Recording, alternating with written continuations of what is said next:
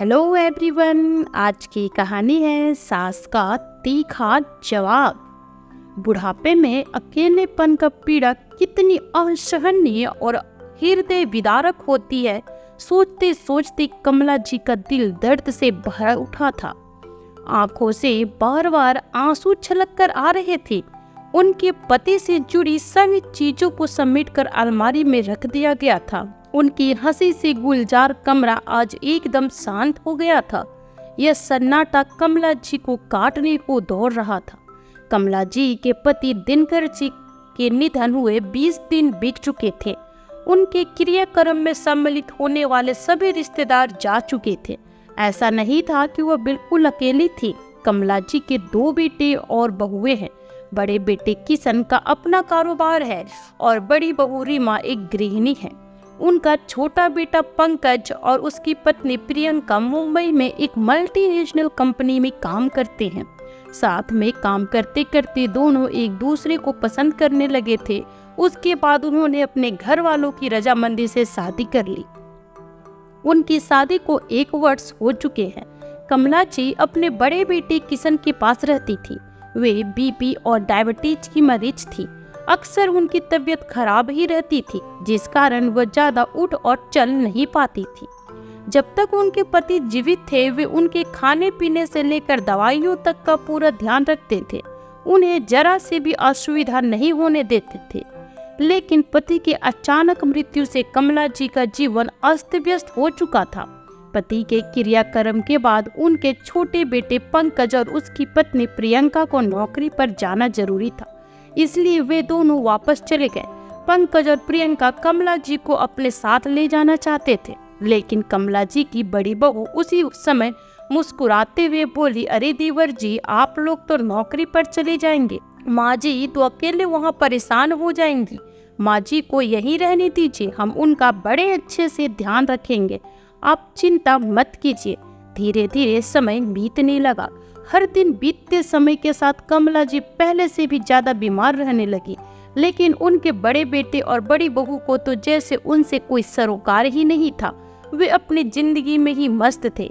लेकिन वे माँ को अपने पास इसलिए रखना चाहते थे ताकि वे हर महीने आने वाले अपने पिता के पेंशन हासिल कर सके। इसके अतिरिक्त पंकज भी हर महीने मुंबई से अच्छी खासी रकम भेजा करता था, जिससे दोनों पति पत्नी हड़प लेते थे।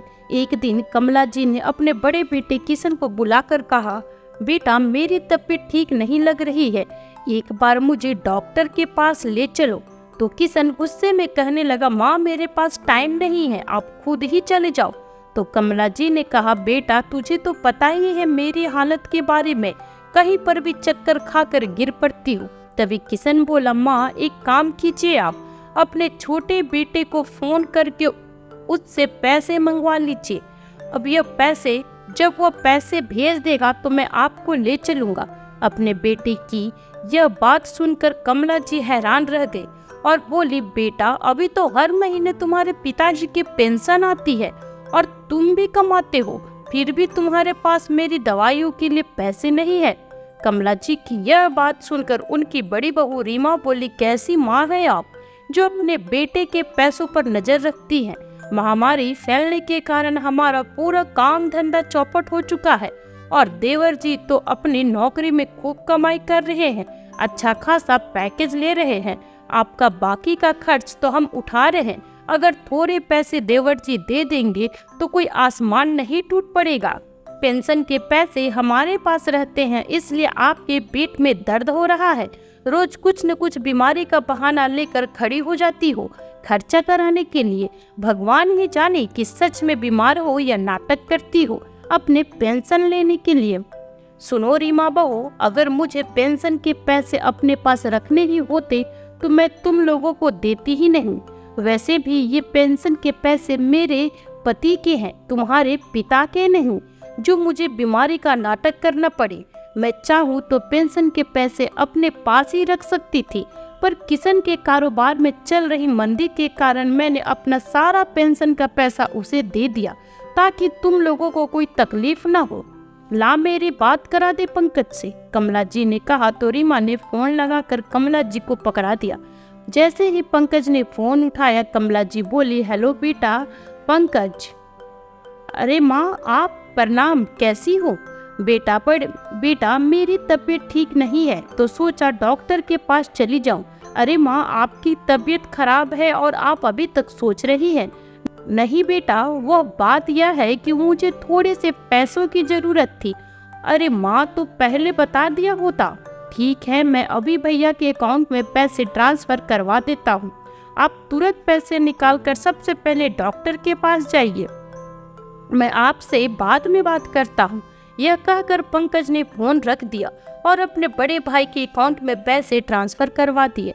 थोड़ी देर में किशन के पास पैसे ट्रांसफर होने के मैसेज आ गया। तब कमला जी बोली, बेटा आ गए पैसे? अगर पैसे आ गए हो तो चल मुझे डॉक्टर के पास ले चल। हाँ माँ, पैसे तो आ गए हैं, लेकिन मैं अभी आपको डॉक्टर के पास लेकर नहीं जा सकता। थोड़ी देर में ले जाऊंगा, मुझे कुछ काम है। ऐसा कहते हुए किशन उसी समय घर के बाहर चला गया। कमला जी मायूस होकर वापस अपने बिस्तर पर लेट गई और अपने बेटे के आने का इंतजार करने लगी।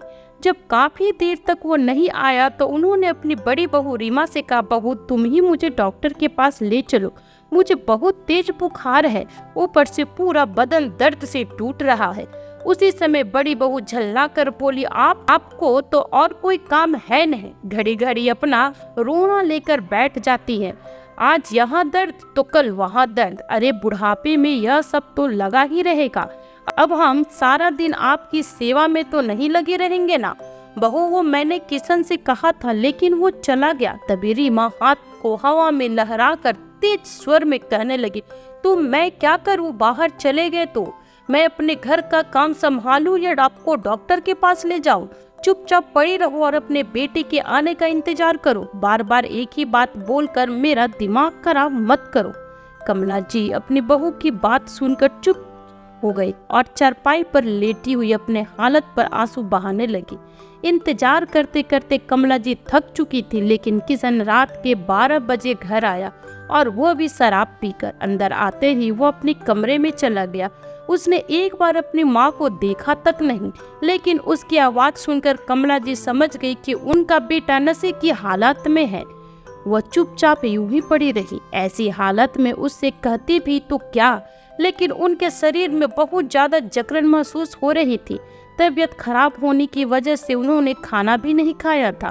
बिना दवाई और खाने की वह अपने बिस्तर पर अधमरी हालत में पड़ी हुई कराह रही थी, परंतु किसी को उनसे कोई मतलब नहीं था। उधर मुंबई में पंकज और उसकी पत्नी प्रियंका को भी घर लौटते लौटते देर हो गई थी। तब पंकज को अपनी माँ की याद आई और बोला, मैं भी कितना नालायक बेटा हूँ, काम में इतना बिजी था कि माँ का हाल चाल भी नहीं पूछ सका। आज माँ की तबीयत खराब थी। तभी प्रियंका बोली, कोई बात नहीं, मैं माँ जी को अभी फोन करके उनका हाल चाल पूछती हूँ।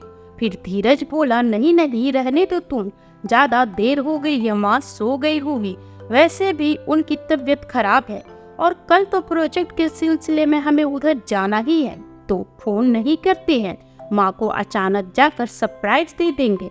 ठीक है, ऐसा ही करते हैं, प्रियंका ने कहा। अगले दिन दोनों जल्दी से घर पहुंचे और थोड़ा बहुत जो भी खाना पड़ा था खाकर अपनी पैकिंग करने लगे। सुबह की फ्लाइट से वो जल्दी से ही दिल्ली पहुंच गए और टैक्सी करके सीधे घर पहुंच गए। डोरबेल बजते ही किशन गेट खोला, लेकिन जैसे ही गेट खोला तो अपने भाई और उसकी पत्नी को देखकर उसके चेहरे का रंग उड़ गया। अरे पंकज, तू? तभी पंकज मुस्कुराते हुए अपने बड़े भाई के गले लग गया। वे तीनों अंदर आ गए, लेकिन रीमा को कोई खबर नहीं था। अपने कमरे में बच्चों के साथ सोई हुई थी। पंकज और प्रियंका अपनी माँ के कमरे में गए और किशन कमरे में पहुंचकर अपनी पत्नी को जगाने लगा। अरे रीमा उठो, देखो पंकज और प्रियंका आए हैं। जैसे ही रीमा के कानों में पंकज का नाम सुनाई दिया, एकदम उठ खड़ी हुई। क्या बात कर रहे हैं आप? सुबह सुबह पंकज कैसे आधम का? बिखरे हुए बालों में रीमा अचंभित स्वर में बोली तो किशन ने कुछ सोचते हुए कहा, यह बात तो मुझे भी समझ नहीं आ रही, यह लोग अचानक कैसे आ गए? हो सकता है कोई काम हो यहाँ। उधर पंकज और प्रियंका जब कमला जी के कमरे में गए तो वह सोई हुई थी। दोनों ने माँ के चरण स्पर्श किए तो महसूस किया कि उनका शरीर तो बुखार के कारण तपा हुआ था। उनके आसपास कोई दवाइयाँ भी नहीं रखी थी।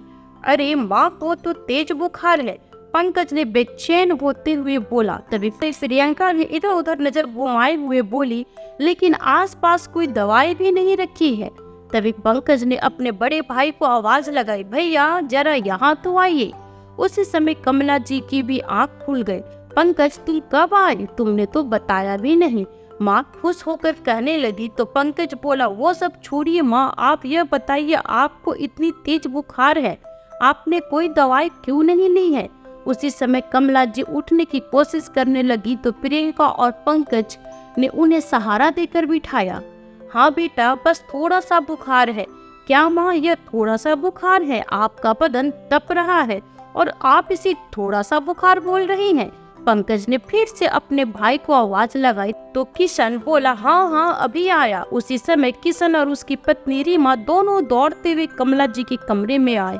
तो पंकज ने कहा, माँ को इतनी तेज बुखार है और आप लोगों को परवाह तक नहीं, माँ के पास कोई दवाई भी नहीं रखी है। तो किशन ने कहा, हाँ मैंने रीमा को बोला भी था कि दवाई वगैरह माँ के पास ही रख दिया करो, लेकिन तेरी भाभी भी न घर के सारे काम करते करते फुर्सत ही नहीं मिली होगी बेचारी को, इसलिए शायद मेरी बात सुनकर भी अनसुनी कर गई।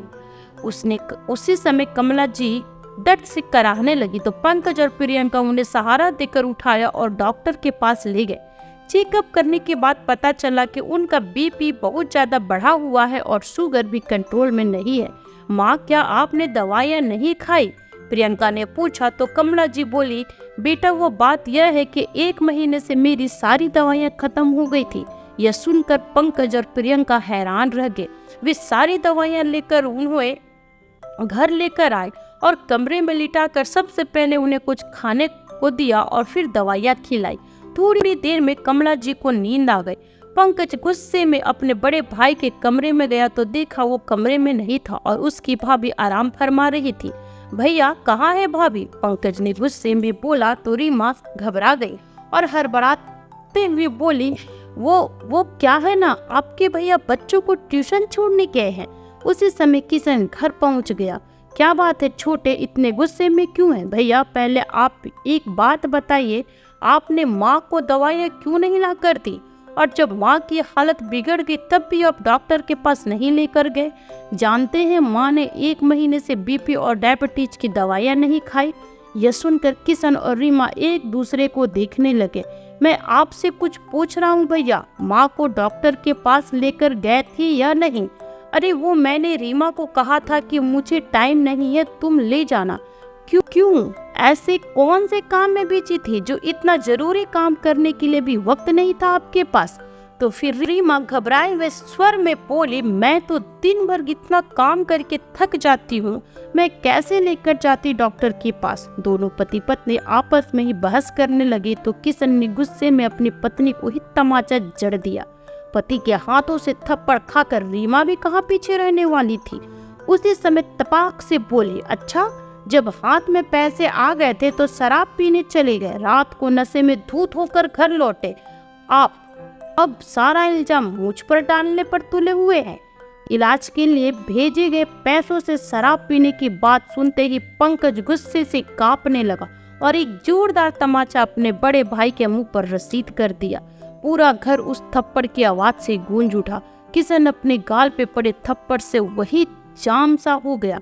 वह चाहता तो मुकाबला कर सकता था, किंतु वह चुप रहकर अपना गुस्सा पी गया, क्योंकि पंकज और प्रियंका के बदौलत ही उनके परिवार का पालन पोषण हो रहा था।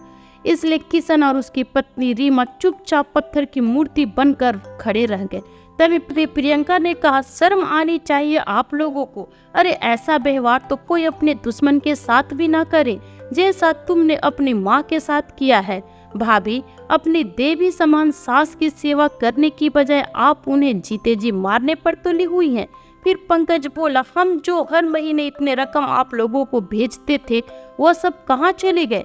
कल जो पैसे मैंने माँ के इलाज के लिए भेजे थे उसमें से थोड़े से पैसे भी आप उनके इलाज पर खर्च नहीं कर सके, सारे पैसे आप दोनों हजम कर गए। इतना कहकर पंकज और प्रियंका माँ के कमरे में चले गए। पंकज ने अपनी पत्नी प्रियंका को कहा, प्रियंका तुम माँ का खास ख्याल रखना, उनकी पूरी सेवा करना और जो कुछ खाने का दिल हो उन्हें तुरंत बना कर देना। प्रोजेक्ट का काम मैं संभाल लूंगा, लेकिन माँ की सेवा में कोई कमी नहीं होनी चाहिए। अगर काम 2 दिन में हो गया तो हम परसों तक घर के लिए निकल जाएंगे और माँ की तबीयत जैसे ही संभल जाएगी तुम उनका सामान पैक कर लेना। इस पर प्रियंका ने कहा, आप बिल्कुल चिंता मत कीजिए, मैं माँ के पास ही हूँ, उनका अच्छे से ख्याल रखूंगी, आप जाइए। अपनी पत्नी से पूरी तरह आश्वस्त होकर पंकज घर से चला गया। उसे प्रोजेक्ट का काम करते करते शाम हो गई। प्रियंका ने अपनी सासू माँ के लिए खिचड़ी बनाई, क्योंकि डॉक्टर ने उन्हें हल्का फुल्का खाने को बोला था। खिचड़ी बनाकर उसने अपने हाथों से उन्हें खिलाया, उसके बाद दवाई खिलाई और थोड़ी देर बाद फल काटकर उन्हें खिलाने लगी। कमला जी के शरीर में भी बहुत दर्द बना हुआ था, तो प्रियंका ने उनकी पैर भी दबाई। अपनी बहू की इतनी सेवा पाकर कमला जी तो उसे आशीर्वाद दिए ही जा रही थी। किस तरह रीमा प्रियंका को अपनी माँ के देखरेख करते देख जलते भूनते जा रहे थे। इसी जलन के कारण रीमा ने रसोई घर में किसी के लिए खाना नहीं बनाया, लेकिन जब प्रियंका ने सभी बर्तनें खाली देखा तो रीमा को सब्जी और चपाती बनाने के लिए बोला। अब रीमा उसे मना कैसे कर सकती थी? चुप करके उसने सब कुछ बना दिया। खाना खाते हुए प्रियंका ने कमला जी से पूछा, माँ जी आपको भी कुछ खाने का मन है तो बता दीजिए, मैं बना लाती हूँ। तो माँ ने मना कर दिया। प्रियंका अपने कॉलेज के किस्से सुना कर कमला जी को खूब हंसा रही थी, जिस कारण कमला जी अपना दुख दर्द सब कुछ भूल गई। अपने पति के मृत्यु के बाद आज वो पहली बार हंसी थी। उन्हें ऐसा लगा कि जैसे उनकी जिंदगी में खुशियां फिर से लौट आई हैं। जी के सिर में तेल की मालिश करते हुए प्रियंका ने रीमा को सबके लिए डिनर बनाने को बोल दिया। नाक भाव सिकुड़ती हुई रीमा सारे काम करती रही और अपनी मदद करने के लिए अपने पति किशन को भी उसने बर्तन धोने के काम पर लगा दिया। बच्चे भी अपनी चाची के साथ खूब हंसी ठिठोली कर रहे थे। आज पूरा घर खुशियों से चहक रहा था। पंकज को रात को घर आते आते 8 बज गए।